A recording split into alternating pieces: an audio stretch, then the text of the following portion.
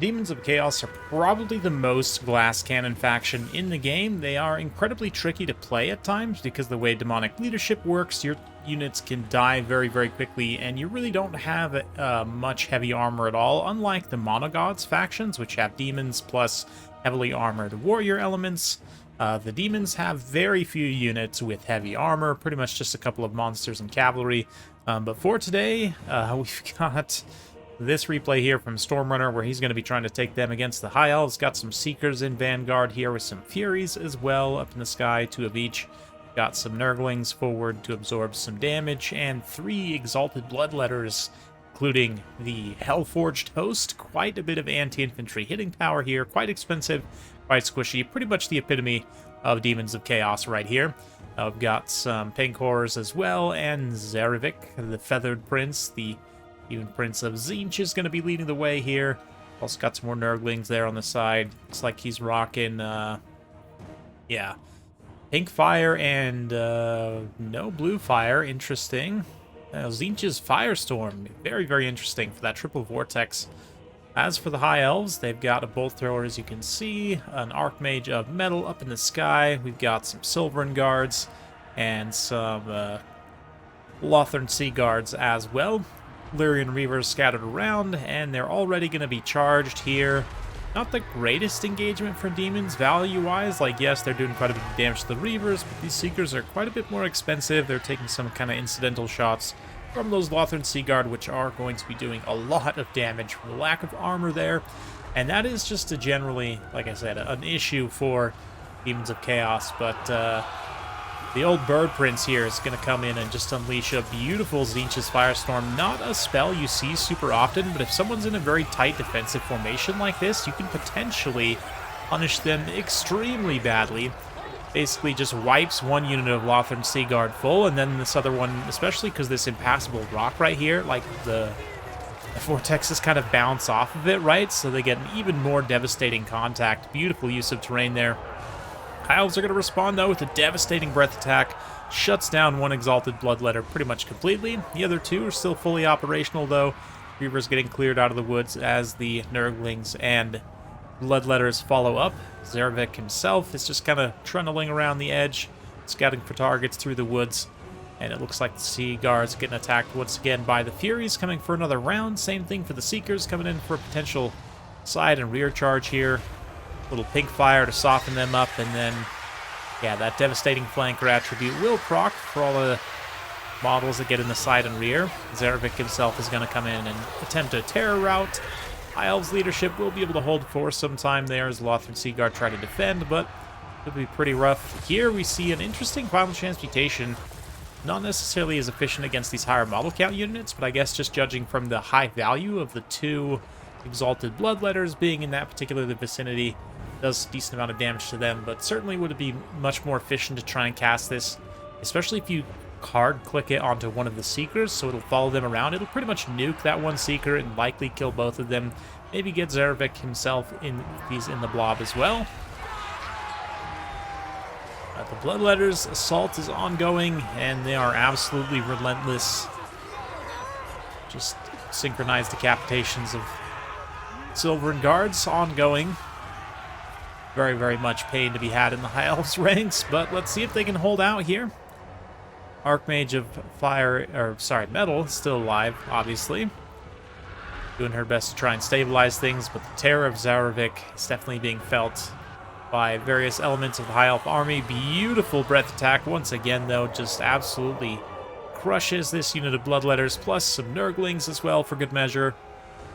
And this Phoenix as well, Flamespire Phoenix, that I hadn't really highlighted too much. It's just kind of chasing Pink Horrors around the periphery here. And doing some damage to them. Not really super efficient in terms of like having a good anti-infantry splash attack. Doesn't have too many targets, I don't think. But here we see a nice Final Transmutation. Hits the Furies and Zarevik himself. It should be noted they are Slaanesh Furies specifically, which do have armor piercing, of course. Quite a good selection, in my opinion, especially in this matchup. But there we go. Bloodletters and the Nurglings holding out. See some magic called down from the Archmage. But some High Elf troops are already starting to shatter. Of course, when demonic units shatter, they'll just completely disintegrate like these Nurglings here. And like the one, Bloodletter earlier, this other Bloodletter is also likely to die. If the Reavers were to cycle charge here, they could probably finish them off pretty quickly. But regardless, they're likely to lose out in leadership and just get finished off. But we'll see. Most of the elites for Daemons are still alive. From Zarevic himself to the Hellforge host and this double Seeker here, all of which represent significant value and killing power. And the Seekers in particular are going to be well within their element, chasing all these routing High Elf units, kind of regrouping High Elf units down, making sure they can't come back and contribute. That devastating flanker attribute is quite good for that situation, but Zarevic himself finds trouble in the form of Phoenix and the Dragon. He's going to have to flee away from that situation there, taking some hits in the meantime. A little bit of bombardment from the Hellforge host.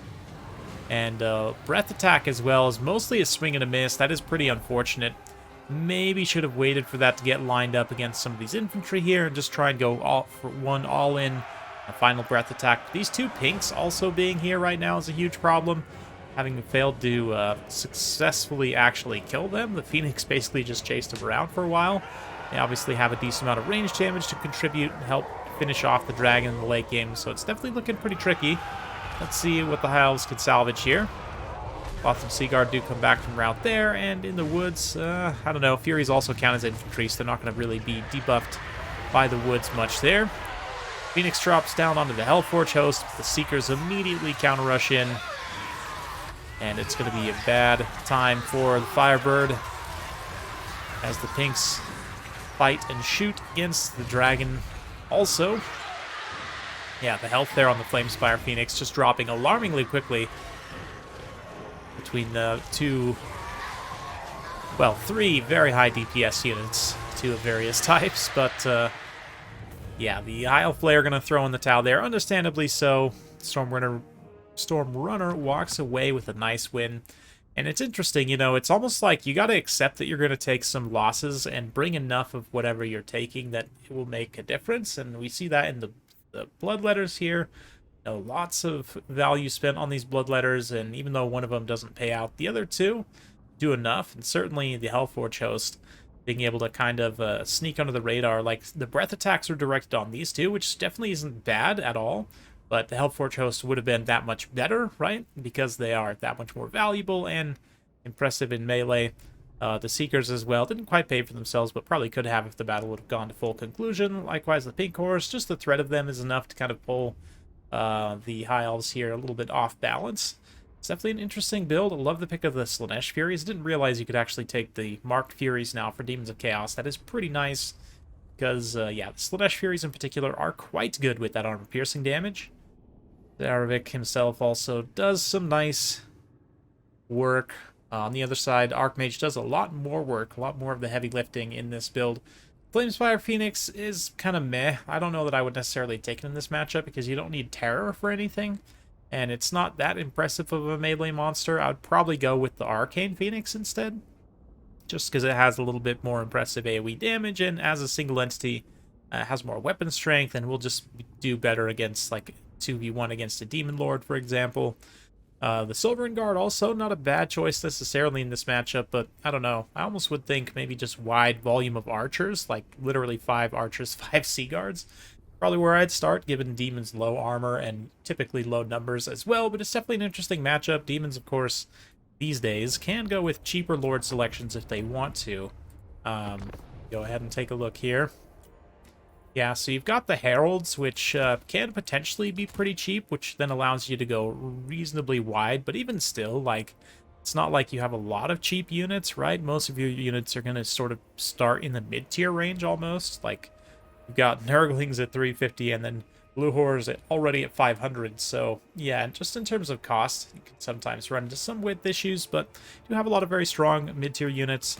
The Furies on the upgrade are just another 50 points, which is certainly worth picking up for the extra armor-piercing damage, in my opinion.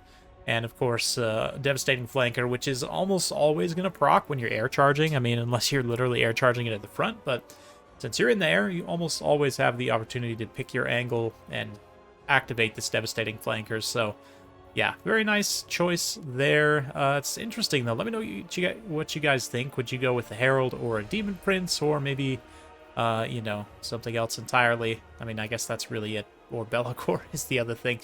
You know what I mean. Hopefully you guys enjoyed that. If you like this sort of content, be sure to like, subscribe, hit that bell notification button. Every time I upload a new video, you'll be notified. Thanks again. See you next time.